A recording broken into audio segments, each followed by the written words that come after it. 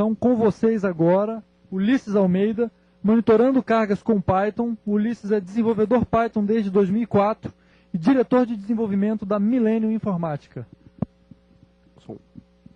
Bom, pessoal, boa tarde. A primeira ideia que eu tive para fazer essa palestra foi exatamente para mostrar em quais são as áreas que o Python pode estar atuando, né? Volta e meia eu vejo na própria lista de discussão pessoas perguntando, eu posso usar Python para fazer o quê, né? Até onde eu posso chegar com Python?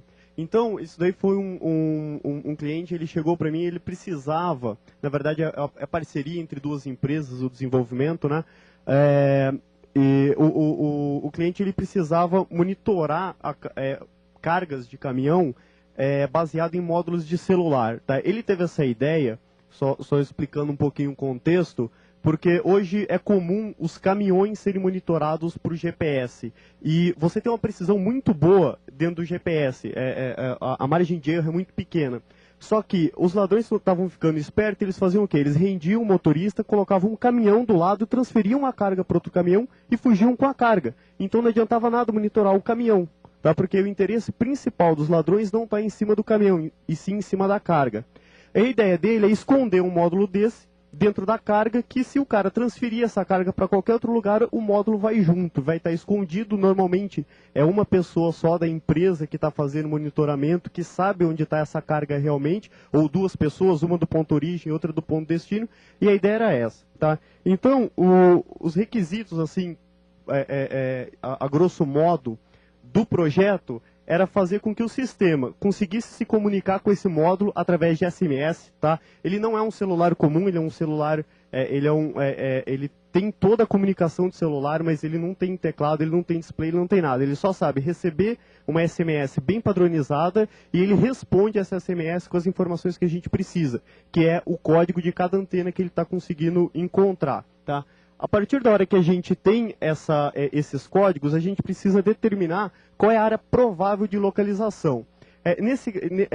Nesse tipo de monitoramento, a precisão é bem menor, tá? Mas já é interessante porque você diminui a chance de você perder a carga. Então, o que acontece é que, quando a gente tem essa informação do código das antenas, a gente faz um questionamento para a operadora de celular de aonde fica essas antenas, tá?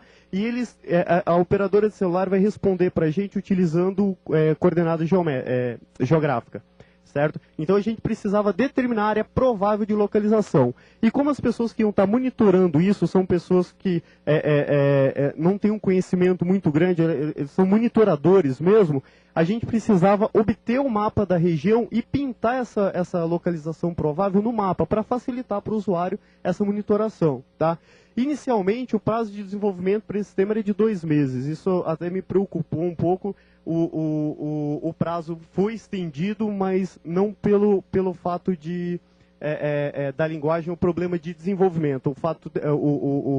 O prazo teve que ser estendido porque a gente teve alguns problemas com a operadora de celular, tá? O protocolo de comunicação com a operadora de celular. Mas isso foi resolvido e o sistema está funcionando hoje, tá? Então eu vou explicar mais ou menos.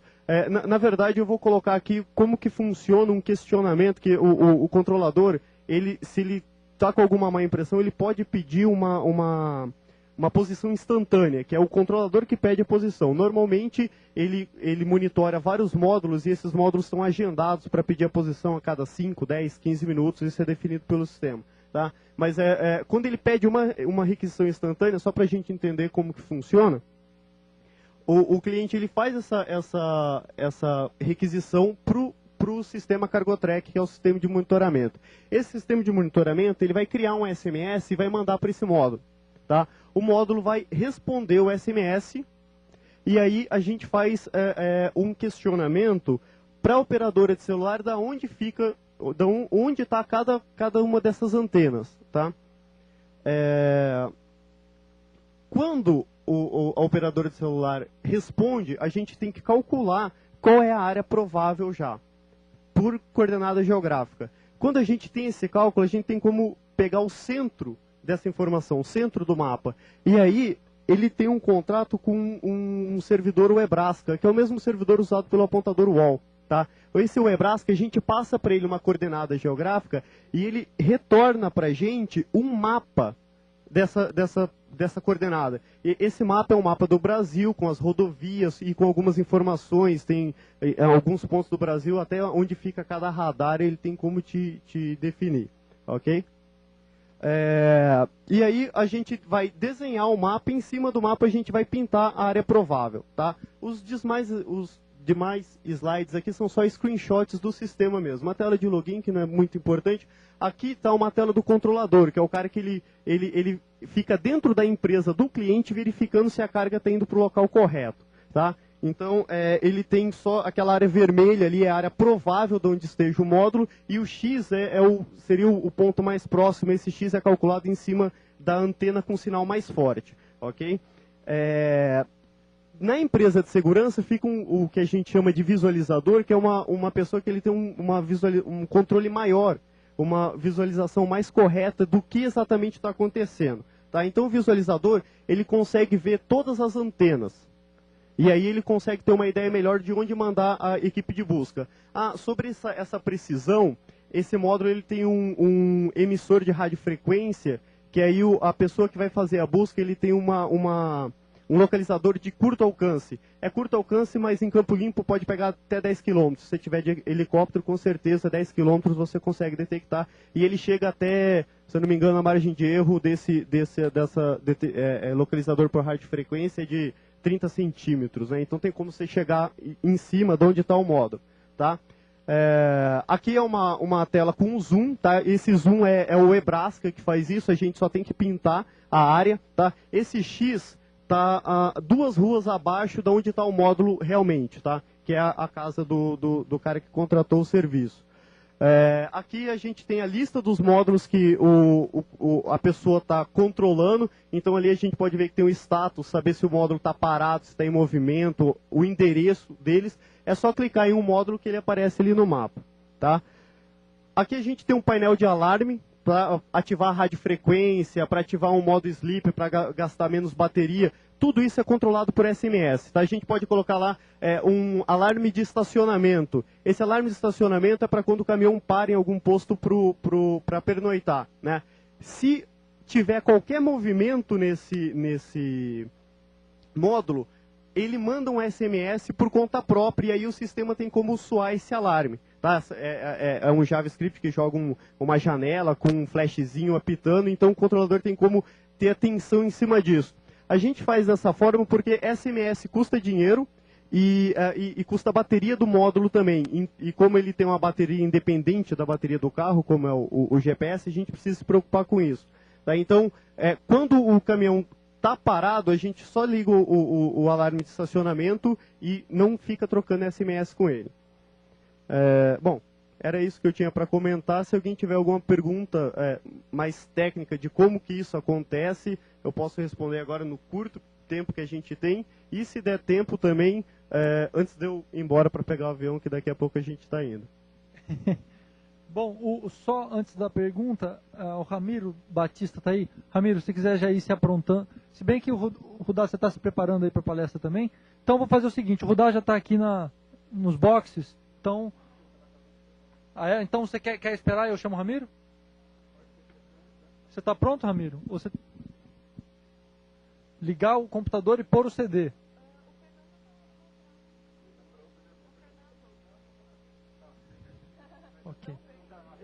Ok, então enquanto vai rolando a logística, tá? Alguém tem alguma pergunta para o Ulisses? Tem uma pergunta lá e o Ramiro também tem uma pergunta. Então, vou começar por aqui, enquanto você vem se aproximando aí, você entra na sequência. Tudo bom, Ulisses? São 2 perguntas, na verdade. Que bibliotecas você utilizou para fazer isso, né? E esses equipamentos foram vocês que produziram? O que é que fabrica? Você diz o módulo? Isso. O módulo, eu não tenho certeza, mas se eu não me engano é um módulo importado da Alemanha. Tá? Sobre as bibliotecas, na verdade, eu fiz isso meio que na correria, o prazo era muito curto, eu não tive tempo para estudar nenhum tipo de framework, então eu utilizei o meu conhecimento que eu tinha de CGI para fazer sistema web, foi um dos primeiros sistemas web que eu fiz, tá? Então eu fiz CGI, para trabalhar com a imagem eu usei Pil, tá? Eu crio várias camadas e aí mesclo elas para desenhar só a área em comum. E para troca de SMS, a gente tinha a opção ou de usar um modem celular acoplado no servidor, ou utilizar a própria operadora. A gente achou mais fácil e até para descomplicar, usar a própria operadora. Então a operadora dá um canal para a gente, através de HTTPS, para a gente acessar e mandar esse SMS, via URL mesmo. Então usa o URL lib simples. Eu uso o URL lib, ela manda, a operadora manda o SMS, que é praticamente instantâneo, e quando o módulo responde, ele vai responder para o número da operadora. Tá? Não é nem um número de celular, é um número de 4 dígitos só. A operadora pega esse texto e devolve para a gente numa URL também. Então eu tenho um CGI que fica só recebendo essas mensagens e jogando para um banco. E aí eu fico analisando toda hora esse banco. Se tiver algum evento novo, eu mostro para o usuário. Agora a pergunta do Ramiro. Olha, a única operadora de celular no Brasil que oferece esse serviço hoje é a Claro. Tá?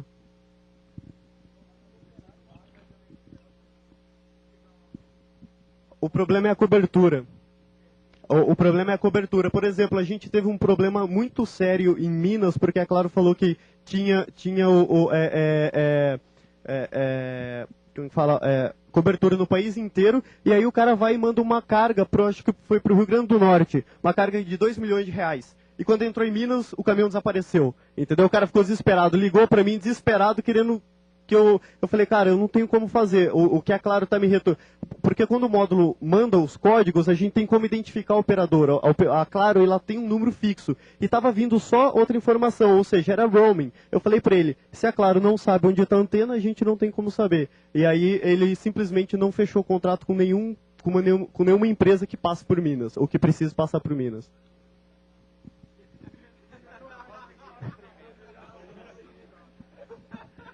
A minha pergunta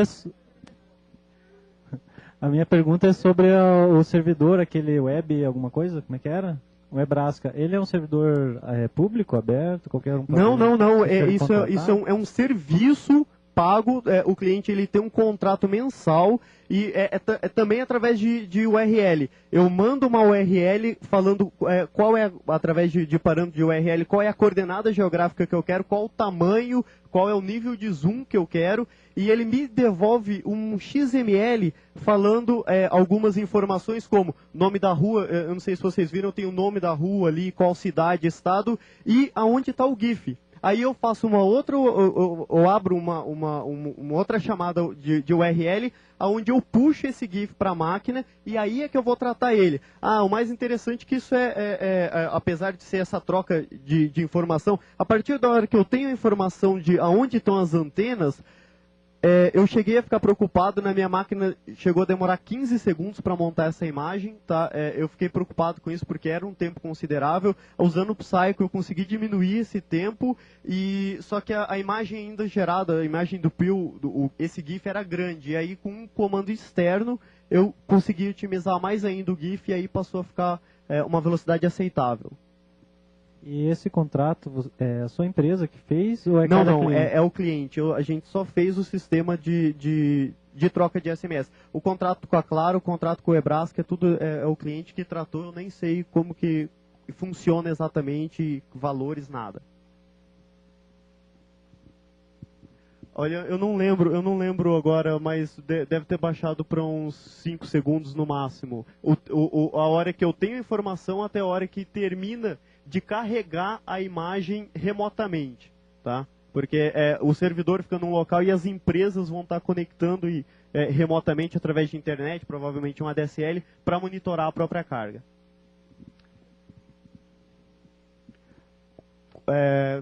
Você fala a posição? Olha, o tempo mínimo é 5 minutos de intervalo quando você agenda para ficar monitorando uma viagem. Só que a hora que o cara pede uma posição instantânea, ele precisa de uma velocidade um pouco maior.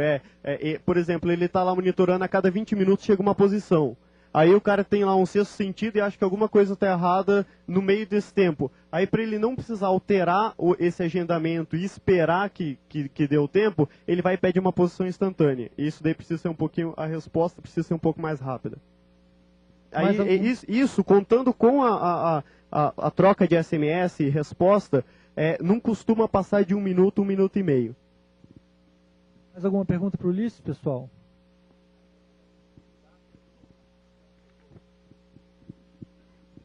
A pergunta é se o sistema detectou algum roubo. Teve uma bastante interessante, que foi uma viagem para o sul, que o caminhão ficou umas 4 horas parada numa cidade, eu não lembro agora exatamente qual foi, e o dono, ele está em fase finais de teste, né? E o dono do sistema, ele estava monitorando a carga através do sistema dele e o caminhão através de um sistema de um amigo dele que estava monitorando o caminhão.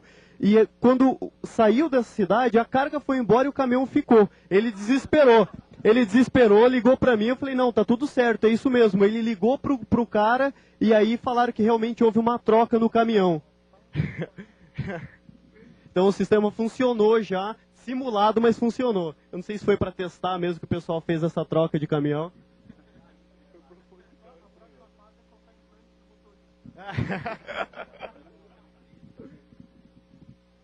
Bom, pessoal, muito obrigado. Parabéns, Ulisses.